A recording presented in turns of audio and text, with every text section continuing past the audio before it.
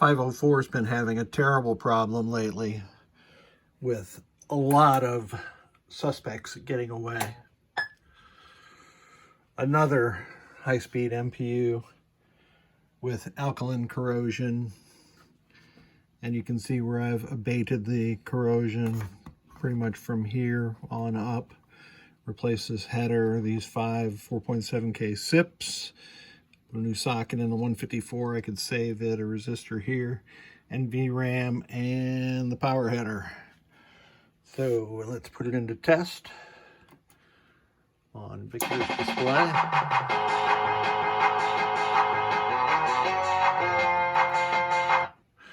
And I have my background soundboard connected so you could hear that. All of that prior sound comes from the background soundboard.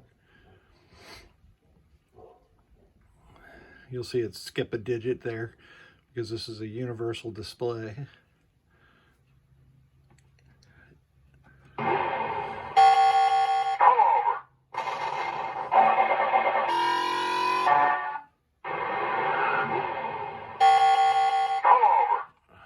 Not for you or anyone else.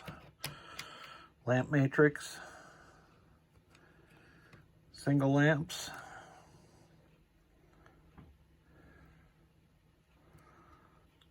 coils, remembering that high speed doesn't multiplex the coils, so it'll go down the red row or column, and now the column that it's going down now. And the special solenoid section being driven under computer control. These two orange LEDs indicate that the flipper power ground relay is operating correctly. And I've just tested the switch inputs for the special solenoids. Let's go to switch edges. And what is the last switch for high speed? Switch 52.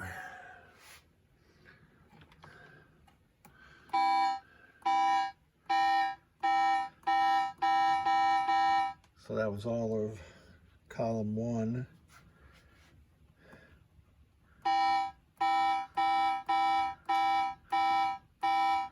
There's 49, 50, 1, 2. All operating correctly. And then we can cycle through the audits and adjustments. Put it on free play.